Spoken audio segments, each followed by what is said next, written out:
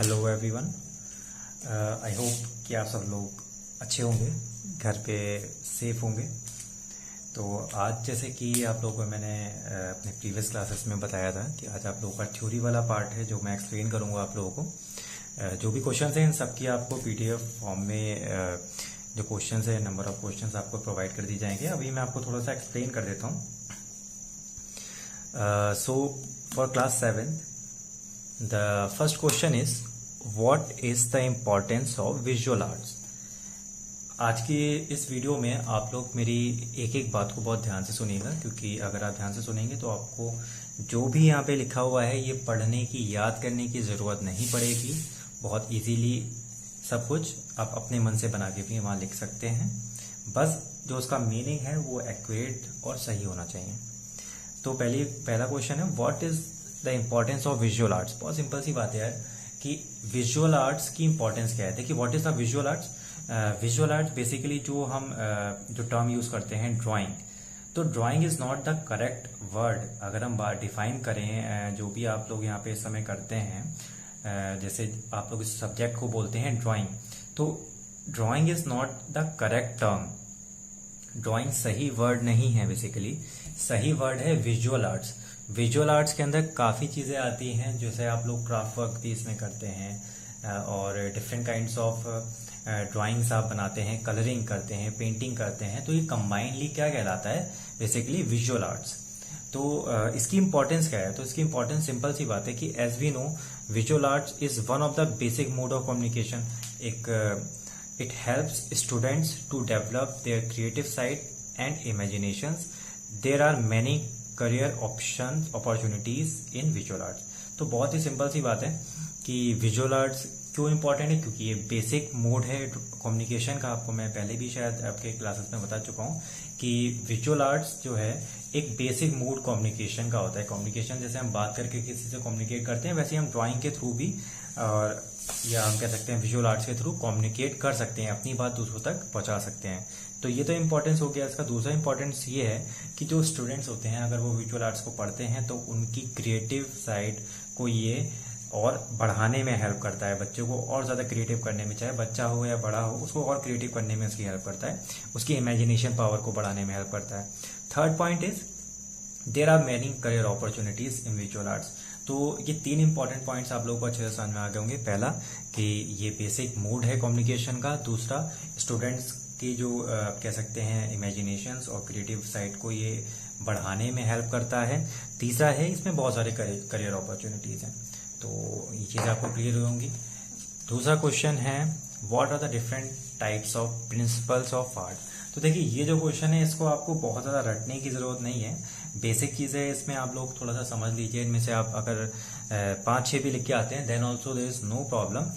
Movement, harmony, unity, variety, balance, rhythm, emphasis, contrast, proportion and pattern. कहने को ये सारे आपको अच्छे से एक्सप्लेन करने की ज़रूरत है, लेकिन मैं आपको इसके जो कुछ कुछ पॉइंट्स है वो आपको एक्सप्लेन कर दूंगा। इनमें से आप बेसिक चीज़ें याद कर लीजिएगा। अभी हम लोग नेक्स्ट आगे बढ़ते हैं अपने अदर क्वेश्चन की टुवर्ड्स। दूसरा क्वेश्चन है what are the types of balance. Balance के जो टाइप्स हैं वो बताइए। तो बैलेंस बेसिकली होता क्या है, इसको हम समझ लेते हैं। ये हमारे पास क्वेश्चन है डिफाइन बैलेंस। तो बैलेंस के टाइप समझने से पहले बैलेंस को समझ लेते हैं। बैलेंस है क्या। बैलेंस बेसिकली क्या होता है, जब आप कोई भी ड्राइंग को बनाते हैं, कोई भी आप ड्राइंग को ड्रॉ करते हैं, इसको एक बार रीड आउट कर लेते हैं। Balance is visual arts. Balance in visual arts refers to the arrangement of elements so that the artwork should look balanced and no part of drawing should look heavier than other part। तो एक बार आप read out करेंगे तो आपको भी इसको easily समझ में आ जाएगा। मैं एक बार आपको अच्छे से समझा देता हूँ। सपोज कीजिए कोई भी आप ड्राइंग को कोई भी ड्राइंग आप बनाते हैं और उसमें एक बैलेंस नहीं है। बैलेंस का मतलब ये हुआ कि आप सपोज कीजिए कि सिमेट्री नहीं है। फॉर एग्जाम्पल अगर आप बात करें, कोई आपने ह्यूमन पोर्ट्रेट बनाया, तो आपने सपोज करो उसकी नोज, आईज और लिप्स बनाए। एक साइड उसका जो है बहुत हैवी बनाया, एक साइड बहुत ही जो है लाइट बना दिया। तो ये बेसिकली क्या होता है, प्रोपोर्शन, सिमेट्री कहलाता है। तो जो भी ड्राइंग होती है उसमें एक टोटल बैलेंस होना बहुत जरूरी होता है। तो उसी चीज को हम क्या बोलते हैं, बैलेंस। कि अगर उसमें कलर का बैलेंस नहीं है या एक साइड में आपने ज्यादा मान लीजिए सपोज कीजिए एक पूरी शीट में एक तरफ आपने बहुत सारी ड्राइंग्स बना ली और बाकी साइड में आपने उसमें कुछ भी वर्क नहीं किया, तो यहाँ पे प्रॉब्लम आ सकती है। तो वो आपकी जो ड्राइंग है इनकम्प्लीट लगेगी। तो ड्राइंग में बैलेंस होना बहुत जरूरी है। तो अब ये बैलेंस कितने टाइप का होता है, ये बैलेंस 3 टाइप का होता है, symmetric, symmetrical, asymmetrical and radical. तो अब ये 3 टाइप अच्छे से याद कर लीजिए कि ये 3 टाइप क्या होते हैं। इनमें से एक सिमेट्रिक, असिमेट्रिक और रेडिकल। देखिए सिमेट्रिक में सिंपल सी बात है, बहुत इजी है समझना। सिमेट्रिक का मतलब ऐसे आप कोई ऐसी ड्राइंग बना रहे हैं जिसमें सिमेट्री का होना, सिमेट्री मतलब दोनों साइड बराबर होना, एक सा होना जरूरी होता है। फॉर एग्जाम्पल अगर आप कोई भी ह्यूमन पोर्ट्रेट बना रहे हैं तो ऑब्वियस सी बात है कि अगर आप उसकी आईज नोज बनाएंगे तो अगर एक साइड में आईज की जो डायमेंशंस हैं या जो उसकी डायमेंशन प्रॉपर वर्ड है, डायमेंशंस है, तो वही सेम डायरेक्शन उसके लेफ्ट साइड में और राइट साइड में बराबर होनी चाहिए। तो इसे क्या बोलते हैं, सिमेट्रिकल बैलेंस। ठीक है, तो ये बैलेंस कहलाता है सिमेट्रिकल बैलेंस कहलाता है। दूसरा टाइप का बैलेंस आ जाता है, वो होता है एसिमेट्रिक बैलेंस।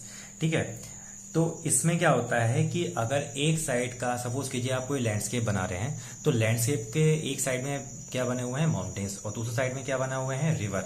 तो जरूरी नहीं है कि आप इसमें जो है एक साइड माउंटेन बनाए तो दूसरे साइड में भी माउंटेन बनाएंगे, बट ड्राइंग आपकी जो बैलेंस में लगनी चाहिए वो लगना चाहिए कि हाँ इसमें एक बैलेंस है।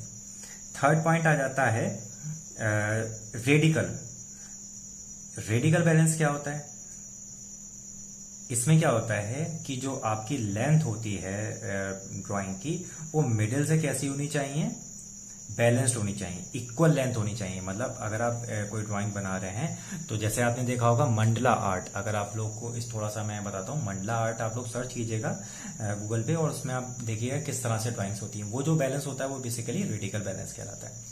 तो आई होप कि आपको बैलेंस समझ में आ गया होगा। अब हम बात करते हैं हमारे 5th क्वेश्चन, क्योंकि आपको 5th question basically defined balance समझा चुका हूँ, तो ये 4th क्वेश्चन जो लिखा हुआ है अब आपका 5th क्वेश्चन में कन्वर्ट हो जाता है, जो कि है what is rhythm in visual arts.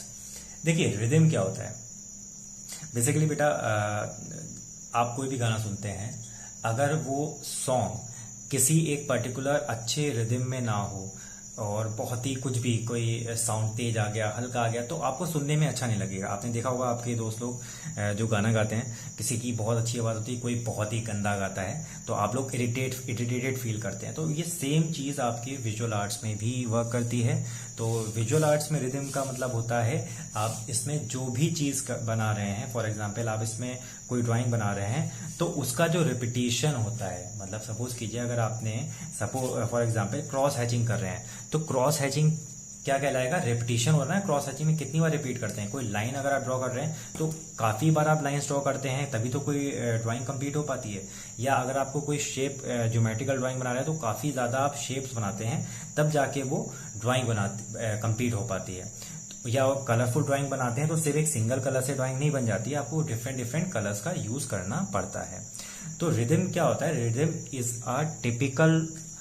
is a type of movement by repetition of various elements such as shape, lines, forms, colors, etc. It makes your drawing more active. मतलब आपकी drawing में अगर आप कोई भी चीज का, कोई भी एलिमेंट का यूज कर रहे हैं बार बार, मतलब फॉर एग्जांपल आपने different types of colours use किए हैं या लाइंस के अलग अलग पैटर्न्स यूज किए हैं या शेप्स अलग अलग ड्रॉ किए हैं, तो आपको ये देखना जरूरी है कि इसका जो आपने रिपीटिशन किया है वो किस तरह किया है, इसको अच्छे तरीके से परफॉर्म किया है या नहीं। तो इसी को क्या बोलते हैं, रिदम। सो आपका ये जो क्वेश्चन आंसर्स का जो सेशन था ओवर हो गया है। आई होप कि आप सब लोगों को सारे क्वेश्चन आंसर समझ में आ गए होंगे। फिर भी किसी को कोई दिक्कत होती है तो आप मुझे अपने नेक्स्ट क्लास में मुझसे ये चीज़ पूछ सकते हैं। So till then take care, bye bye.